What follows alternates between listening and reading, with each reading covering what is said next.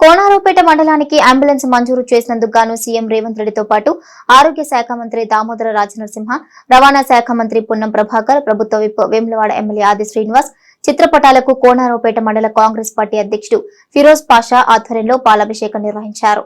అనంతరం వారు మాట్లాడుతూ మారుమూల మండలానికి అంబులెన్స్ మంజూరు చేయడంతో మండల ప్రజలు హర్షం వ్యక్తం చేస్తున్నారని అన్నారు.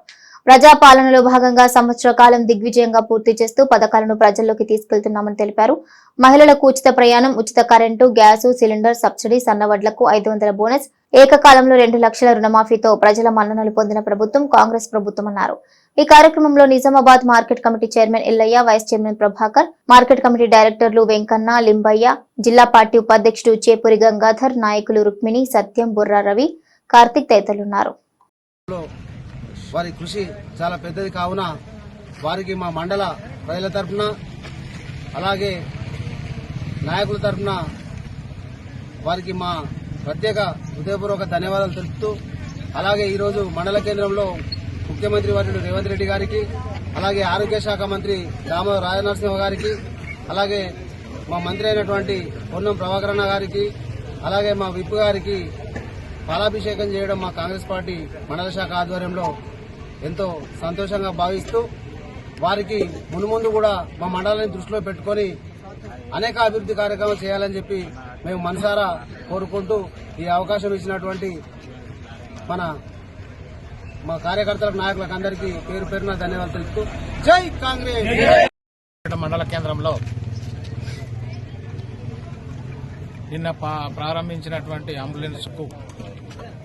అంబులెన్స్ విడుదల చేసినటువంటి ప్రభుత్వ ప్రతినిధులు, ఆరోగ్య శాఖ మంత్రి, ముఖ్యమంత్రి రేవంత్ రెడ్డి గారు, పొన్నం ప్రభాకర్ గారు, ముఖ్యంగా ఆశీనన్న గారికి మండల తరఫున ప్రత్యేక ధన్యవాదాలు తెలుపుచు వారికి ఈరోజు పాలాభిషేకం చేయడం జరిగింది.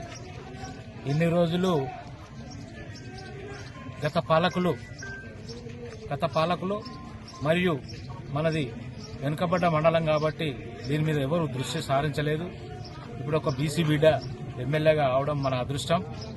వారికి ఇక్కడ ఉన్నటువంటి లోటుపాట్లు, సమస్యలు అన్ని గుర్తెరిగి ఒకటెనుక ఒకటి తర్వాత ఒకటి కాంగ్రెస్ హయాంలోనే అభివృద్ధికి నోచుకుంటుందని చెప్పి, దేశమే అభివృద్ధికి నోచుకుంటుందని చెప్పి అనుకుంటున్నాం.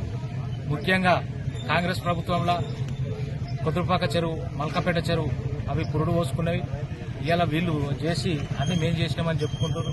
కాకపోతే మొదలుపెట్టింది కాంగ్రెస్ గవర్నమెంట్. ఇంకా ముందు ఇక్కడ మొన్న ఫిరోజ్ పాషా, కచ్చకాయలయ్య, రుక్మిణి వీళ్ళందరము కోనరావుపేటకు ఒక 25 బెడ్ల హాస్పిటల్ కావాలని చెప్పి కోరడం జరిగింది.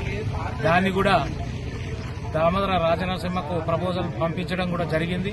అది కూడా తత్వరగా దానికి శంకుస్థాపన చేస్తామని చెప్పి ఆశిస్తూ ఇంకెన్నో అభివృద్ధి కార్యక్రమాలు వారికి దృష్టికి తీసుకెళ్లి మండలాన్ని ముందంజగా నడిపిస్తామని చెప్పి కోరుకుంటూ జై కాంగ్రెస్.